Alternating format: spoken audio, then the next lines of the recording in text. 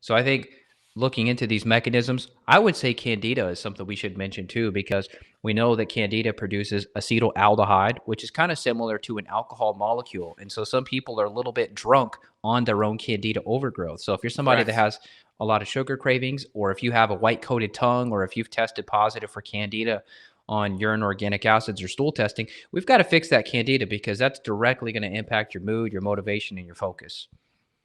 100%. Now, when I work with patients, right, and I look at a lot of the physiological imbalances, so let's say there's hormonal issues. Let's say it's a female, they have estrogen dominance, right? Lower progesterone, estrogen's out of whack. They have a lot of PMS, mood issues, irritability issues. They have poor energy because of, chronic adrenal stress. They're not digesting their food well. There's a lot of mitochondrial imbalances with B vitamins and CoQ10 and carnitine.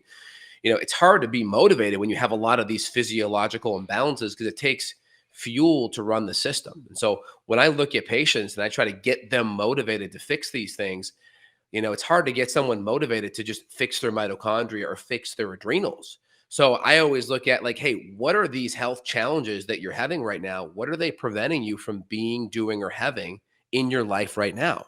Like, what do you want to be doing, do, or have in your life that you're not able to because of your energy or because of your chronic digestion and because of your mood issues? What is that? And so I try to get really clear on what those things are.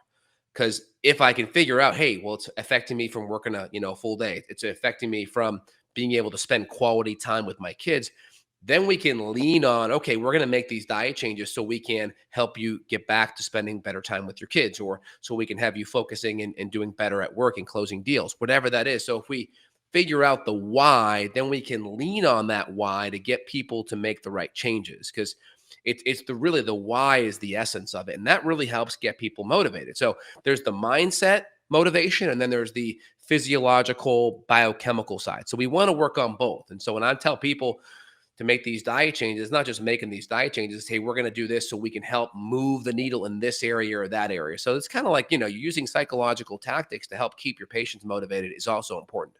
Nice. That's a really good point. We have some part of our population where they're just biohacker people who want to see the numbers, right? They want to see the numbers get better.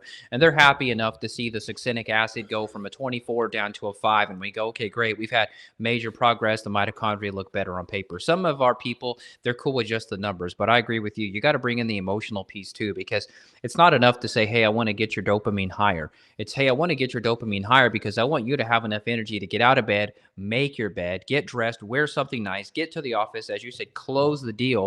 There's a whole symphony of emotion and the neurotransmitters, the mitochondria, the adrenals all firing together to make life nice and make life enjoyable. And I just see that the number one leading cause of disability in the US is depression.